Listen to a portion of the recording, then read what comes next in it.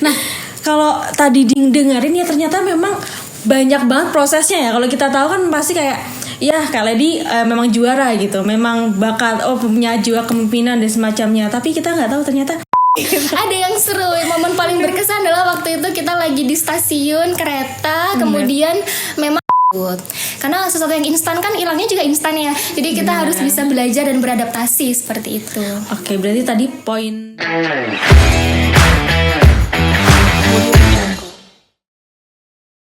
Halo Juniverse, selamat datang di podcast Junio. Juara itu diciptakan bukan dilahirkan. Nah, ini adalah podcast perdana dari Junior Championship Center edisi untuk Junio. Nah, kita di podcast ini kita akan membahas terkait dengan juara. Pentingnya kita meraih juara gitu. Nah, di sini bersama dengan saya Gita Permata Maharani, Kak Gita biasa dipanggilnya. Di sini saya sebagai host ya untuk acara podcast kali ini, dan saya tidak sendiri, saya bersama dengan Kak Lady Hoirunisa Adiani. Untuk Kak Lady Hoirunisa Adiani sendiri merupakan lulusan dari S2 Magister Kajian Sastra dan Budaya. Jadi beliau merupakan lulusan Magister Sastra dan Budaya, dan beliau merupakan lulusan tercepat gitu. Nah, Kak Lady sendiri merupakan teman ya kita ya, teman semasa SMA gitu, dan banyak ya masa-masa yang kita lewati selama SMA. Nah, karena kita sekarang sedang membahas terkait dengan juara, dan Kak Lady juga punya banyak sekali aktivitas yang berprestasi ya sebelumnya, jadi kita mau sharing-sharing nih dengan Kak Lady. Nah, sebelum itu Kak Lady, boleh Kak Lady memperkenalkan dirinya, dan kemudian mau dong kita tahu aktivitas Kak Lady sekarang tuh apa aja gitu. Baik, terima kasih banyak Kak Gita atas kesempatannya. Terima kasih Junio. Halo Sobat Juniverse. Salam kenal, saya Lady Hoirunisa Adiani. Dan di kesempatan kali ini aku mau sharing nih sama teman-teman sekalian mengenai proses untuk bisa menjadi berprestasi. Dan berprestasi itu ada banyak bentuknya ya Kak ya, baik akademik maupun non-akademik. Untuk aktivitas sendiri, akhir-akhir ini aku memang lagi banyak keluar kota, keluar negeri sih Kak. Jadi alhamdulillah kemarin baru saja kembali dari Malaysia dan Singapura untuk mengikuti Exchange Global Youth Innovation Summit 2025 dari Pemuda Mendunia jalur fully funded. Jadi biasa. Memang 100% dibiayai oleh beasiswa tersebut. Wah, luar biasa sekali ya. Ternyata ini menyempatkan waktunya untuk ikut podcast setelah kegiatan yang padat itu gitu. Nah, kita harus memanfaatkan waktu dengan baik nih. Nah, Kak Lady, karena kita ngomongin tentang juara, kita juga pengen tahu nih proses pengalaman Kak Lady untuk berada di titik ini nih, dengan prestasi-prestasinya Kak Lady itu bagaimana aja gitu, prosesnya seperti apa dan mulainya dari mana gitu. Oke, pastinya memang untuk bisa berprestasi itu perlu proses ya teman-teman, tidak ada yang instan gitu. Nah, untuk aku pribadi, kalau ditanya mulai kapan sih kamu sadar bahwa menjadi juara itu penting atau berprestasi itu penting, nah aku sendiri bermula dari kegagalan. Jadi ketika aku SMP nih, kan aku mau masuk SMP, tapi aku belum rezeki untuk sekolah di sekolah favorit. Kemudian itu membuat aku mengevaluasi diri. Aku bertanya pada diriku sendiri, kira-kira apa ya yang kurang dari aku? Kok aku tidak bisa sekolah di tempat impianku? Nah, dari situ kemudian aku berusaha menerima keadaan.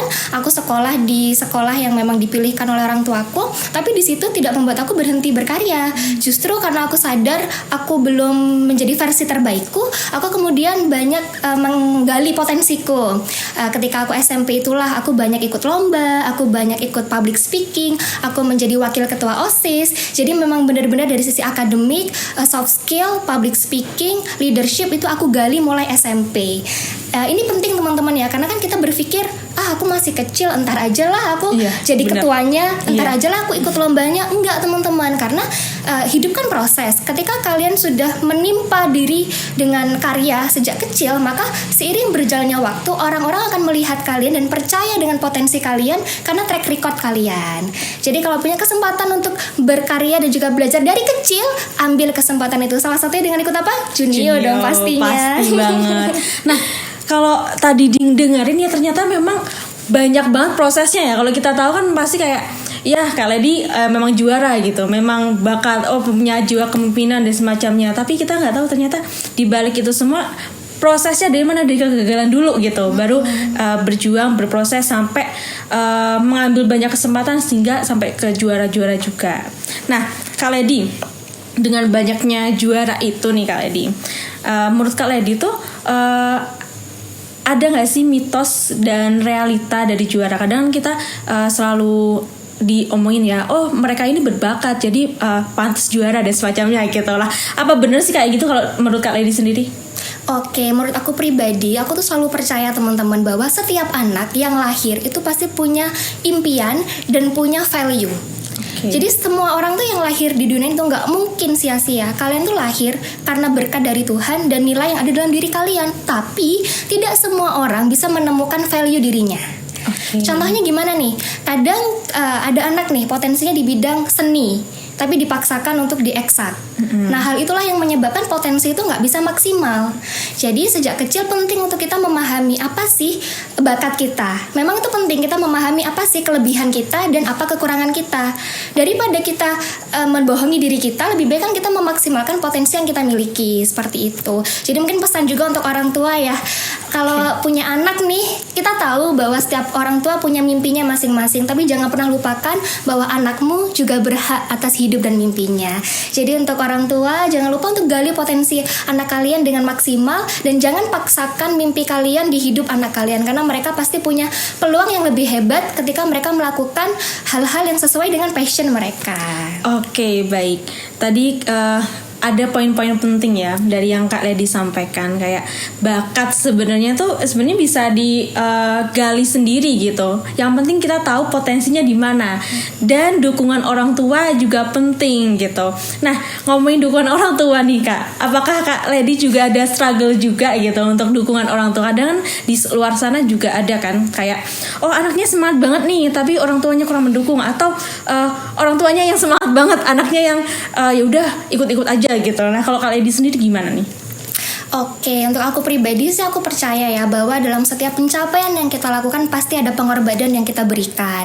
Dan aku tipikal orang yang apapun masalah yang aku hadapi, aku selalu mengambil sisi positif dari masalah tersebut. Contohnya nih, mungkin memang orang tuaku cukup strict parents atau cukup keras lah dalam mendidikku, tapi itu tidak menjadikan aku rendah diri gitu. Justru karena aku merasa ini tantangan nih, bagaimana aku berusaha membuktikan ke orang tuaku bahwa ketika aku diberikan kesempatan, maka aku akan melakukan yang terbaik. Dan itu memang perlu proses teman-teman. Jadi untuk kalian semua yang saat ini mungkin ngerasa insecure, ngerasa rendah diri, ngerasa sedih nih, kenapa kok aku pengen berprestasi tapi kok nggak ada satu orang pun yang mendukungku ya. Percaya sama diri kalian, kalian ngomong sama diri kalian sendiri bahwa the one and only person would trust me, it's me. Jadi satu-satunya orang yang harus percaya sama diri kalian adalah diri kalian sendiri. Sebelum orang tua, sebelum teman, sebelum keluarga, percaya sama diri kalian dan yakinlah bahwa mimpi kalian akan menjadi nyata suatu saat nanti. Oke, menyentuh banget ya, luar biasa ya. Yang penting tuh adalah diri kita sendiri tuh yakin sama diri kita gitu. Itu kunci untuk bisa berkembang lebih lanjut gitu. Nah, aku mau bahas ini kayak cerita sekolah juga ya, Masa karena lalu ini ya. masa lalu yang dialami bareng sama Kak Lady yang cukup memorable gitu. Nah, semasa sekolah SMA ya tepatnya, kita kan pernah lomba bareng nih Kak. Betul. Pernah lomba bareng dan ada pengalaman yang lucu. Menurut Kak Lady ada nggak pengalaman yang mengesankan gitu? Karena kalau tadi ngomongin tentang izin orang tua dan semacamnya itu udah lihat sendiri ya gimana Kak Lady tuh berjuang untuk mendapatkan izin itu dan kepercayaan itu dari orang tuanya. Nah, selain itu ada lagi nggak Kak cerita yang memorable di saat-saat itu? Salah satu cerita paling memorable itu ketika aku SMA, waktu itu diajak lomba nih sama Kak Gita dan Kak Amin. Memang dua orang sosok luar biasa ya di balik junior. Aku ditawari untuk mengikuti lomba Olimpiade Koperasi Nasional di UGM Yogyakarta saat itu, dan itu adalah momen pertama kali dalam hidupku aku berusaha untuk keluar dari zona nyaman. Yang mana biasanya berprosesnya di Banyuwangi nih, tiba-tiba diberi kesempatan untuk ke luar kota, sulit untuk meyakinkan orang tua, tapi bersyukurnya dari situ aku belajar banyak sekali hal karena aku berusaha meyakinkan diri nih, kalau kita nggak pernah berani untuk keluar dari zona nyaman, kita nggak akan pernah tahu seberapa besar sih potensi kita di masa depan. Oke, berarti memang ada kesinambungan dengan yang sebelumnya ya. Yang penting kita yakin dulu, nanti orang tua juga ikut yakin kalau kita yakin gitu ya. Tadi pertanyaannya momen paling berkesan. Oh iya benar, momen paling berkesan apa nih Kak? Kayaknya ada yang seru nih. Ada yang seru. Momen paling berkesan adalah waktu itu kita lagi di stasiun kereta, kemudian memang hidup itu kalau nggak ada ujian itu kurang ya rasanya. Benar. Sekalipun lomba itu bagian dari ujian, tapi waktu itu kita lagi rehat di musola, sholat teman-teman. Di stasiun Gubeng ya? Surabaya, betul, stasiun Gubeng Surabaya. Transit. Kemudian lucunya itu karena panik nih dengar sirine kereta, kita bertiga lari. Anak SMA ya. Terus HP-nya Kak Gita hilang teman-teman. Benar. Nah itu juga lucu juga Kak. Saat HP hilang itu, yang dipikiran kan kalau anak SMA ya, anak kecil ya, pikirannya apa? Takut dimarahin orang tua gitu. Gimana nih nanti kalau nggak menang dimarahin kan double gitu kan. Tahu waktu setelah itu nih Kak, dengan posisi HP udah hilang ya, jadi di dalam kereta apa yang bisa dilakukan? Belajar.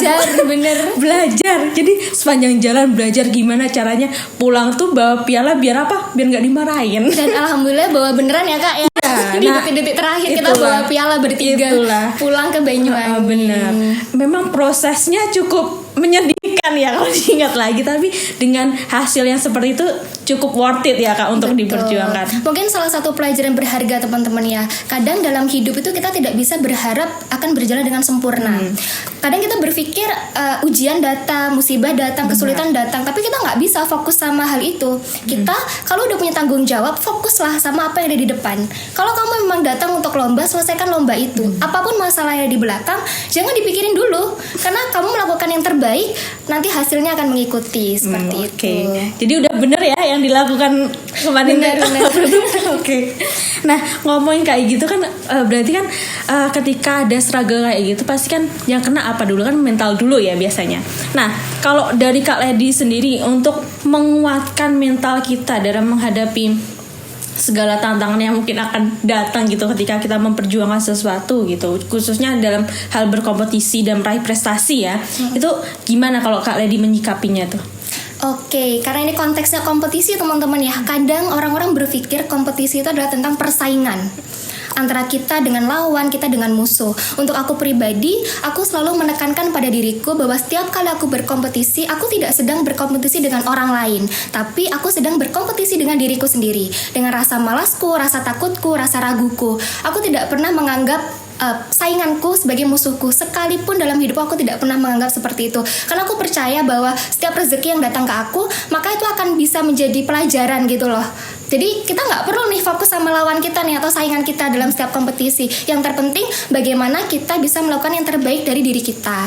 Kadang memang nggak bisa dipungkiri ya Kak ya, kita mendengar omongan dari orang lain, komentar dari orang lain yang kadang menjatuhkan mental kita. Tapi penting untuk kita tetap percaya diri. Selama kita melakukan dengan hati, maka hasilnya akan membawa kebaikan yang lebih indah seperti itu. Luar biasa. Ini emang harusnya ada penontonnya yang bisa applause besar ya gitu. Karena yang diomongin tuh bener banget gitu. Keyakinan diri juga yang menguatkan. Dan kalau kayak gitu nih Kak, ini ada sangkut pautnya juga nih. Selain keyakinan diri, kan kita kadang kan akan ada masa krisis-krisisnya juga nih, kayak misal butuh support system. Nah, kalau dari Kak Lady sendiri support systemnya apa atau siapa sih Kak? Pertanyaannya agak berat ya untuk dijawab. Yang pastinya saya pernah mengalami titik terendah dalam hidup saya, di mana saya merasa satu-satunya orang yang saya percaya adalah diri saya sendiri. Mungkin teman-teman yang kenal saya tahu bagaimana aslinya saya, tahu bagaimana proses saya melewati momen tersulit itu hingga saya ada di titik sekarang. Yang pastinya saya berterima kasih pada semua orang yang selama ini mendukung saya, yang tahu cerita saya, yang tahu sulitnya hidup saya, tapi tetap mau berteman dengan saya. Saya sangat berterima kasih. Cuman kalau bertanya apa sih support system terbaikmu, tetap diri sendiri teman-teman. Karena apapun yang kita lewati, tanggung jawab adalah milik kita pribadi. Mimpi kita adalah untuk kita, tapi hal-hal baik yang kita miliki kita sebarkan ke orang-orang sekitar kita. Jangan pernah sekalipun menyalahkan siapapun atas semua keputusan yang kamu buat. Jangan pernah merendahkan orang lain, jangan pernah menghina orang lain, jangan pernah mencaci maki orang lain sehebat apapun kamu berproses, karena kamu tidak pernah tahu kan apa yang dilewati oleh seseorang itu dalam proses hidupnya. Jadi support system saya adalah diri saya sendiri, tapi saya selalu mengapresiasi orang-orang di sekitar saya karena saya percaya orang yang baik akan dikelilingi oleh orang-orang yang baik. Jadi teruslah jadi orang yang baik dan jadilah bermanfaat untuk sekitarmu. Oke, luar biasa. Teruslah menjadi orang-orang yang baik dan jangan lupa untuk menjadi baik ya Kak ya gitu. Dan support system terbesar kalau bagi Kak Lady sendiri ada diri sendiri ya. Memang harus bisa menguatkan diri sendiri ya. Apalagi kalau emang struggle-nya banyak gitu. Yang bisa membuat kita berjuang ya diri kita sendiri gitu. Nah, kalau menurut Kak Lady sendiri dengan kalau tadi kan banyak banget ya sebenarnya pengalaman Kak Lady khususnya untuk prestasi-prestasi apalagi di kuliah gitu. Nah, menurut Kak Lady tuh ada hubungannya nggak sih antara prestasi yang diraih sekarang kemudian untuk kegiatan-kegiatan seperti yang kita lakukan sekarang ya kayak Junio gitu. Ada nggak sih impact kayak itu menurut Kak Lady gitu? Pasti dong. Dulu tuh waktu aku kecil, aku kan ikut lomba ya, khususnya di SMP itu aku ikut lomba bahasa Inggris tingkat kabupaten. Kemudian juga ikut lomba speech bahasa Inggris. Nah dari situlah aku mengembangkan skillku. Aku memahami bahwa potensiku di bahasa Inggris. Itu sebabnya aku mengambil jurusan S1 Bahasa dan Sastra Inggris. Kemudian public speaking. Ketika SMP aku banyak belajar bagaimana cara berbicara di depan umum untuk percaya diri dan juga tidak grogi. Nah disitulah aku berproses. Akhirnya ketika di perkuliahan banyak mendapatkan kesempatan sebagai MC, moderator maupun pembicara. Jadi memang proses itu penting teman-teman. Kita tidak bisa tiba-tiba muncul di atas tanpa melewati anak tangga dalam proses tersebut. Karena sesuatu yang instan kan hilangnya juga instan ya. Jadi kita harus bisa belajar dan beradaptasi seperti itu. Oke, berarti tadi poin dari prosesnya itu bisa membentuk karakter juga ya kalau dilihat ya. Jadi kayak Kak Lady itu terbentuk kepercayaan dirinya sehingga kalau nggak salah waktu kuliah juga jadi ketua hima juga ya. Betul, di S2. Kemudian juga duta pendidikan atau bahasa nih Kak? Duta pendidikan juga ya, duta Fakultas Ilmu Budaya juga ya. Luar biasa, ternyata aku keduanya gitu ya. Dan mungkin yang aku ambil dari cerita Kak Lady barusan itu kegiatan-kegiatan seperti lomba dan semacam itu juga berperan penting dalam pembentukan karakter gitu Kak. Kalau Kak Lady sendiri impact terbesar dalam pembentukan karakter selain yang tadi ada nggak Kak? Ketika kita sering ikut lomba, ketika kita sering berkompetisi, ketika kita sering terjun ke masyarakat teman-teman, mental yang terbentuk adalah kita tuh ngerasa bahwa kegagalan, kesulitan, komentar orang lain itu hal yang wajar gitu loh. Karena kalau kita hidup di rumah aja ya, kita kan tidak tahu ya bagaimana dunia luar. Sedangkan semakin kita berproses, konflik ketika SMA dengan konflik ketika kuliah itu berbeda teman-teman. Kita menghadapi orang-orang yang seumuran dengan orang-orang yang beda umur itu juga berbeda. Jadi cara kita bersikap itulah yang akan terbentuk dari kita sering ikut lomba gitu. Jadi emang Junio ini luar biasa teman-teman, harus diapresiasi. Di Banyuwangi memulai sebuah platform yang luar biasa dan diharapkan kedepannya kan anak-anak Banyuwangi bisa berkarya dengan lebih luas, tidak hanya di tingkat regional tapi juga nasional bahkan internasional. Iya teman-teman, seperti itu. Jadi memang tujuan dari Junio sendiri salah satunya nggak cuma melatih teman-teman Juniverse untuk berani ikut lomba, berkompetisi ataupun berproses ya, tapi juga pembentukan karakter. Makanya di Junio tuh ada kegiatan-kegiatan yang menarik Kak, seperti games, kemudian ada pembacaan novel secara dengan suara yang keras gitu di depan panggung dan semacamnya gitu, biar anak-anak juga terlatih untuk membentuk karakter yang berani dan tidak takut akan lomba. Kadang kan ini Kak, kalau anak-anak kan biasanya kalau dengar kata lomba, aduh nggak bisa dan semacamnya, udah takut duluan gitu. Nah kita tuh ingin membantu memperkenalkan bahwa lomba itu seru loh gitu. Kalau di Junio tuh ya kalau di Junio tuh pasti ada kegiatan games-gamesnya gitu, dan nggak sekedar lomba tapi bisa kenalan juga dengan teman-teman yang lainnya. Jadi punya pengalaman baru menghadapi masyarakat yang dikatakan oleh Kak Lady tadi gitu. Betul. Gitu. Nah, tadi sebenarnya cukup banyak ya insight yang didapatkan oleh Kak Lady gitu. Kalau gitu nih Kak, sebelum penutupan karena kita kayaknya udah banyak yang diambil. Jadi kalau misal teman-teman Universe penasaran lebih lanjut, bisalah nanti di komen-komen gitu kan ya. Gitu. Jadi mungkin kita bisa sesi podcast kedua sama Kak Lady kalau ada komen banyak gitu yang minta Kak Lady hadir lagi di podcast ini.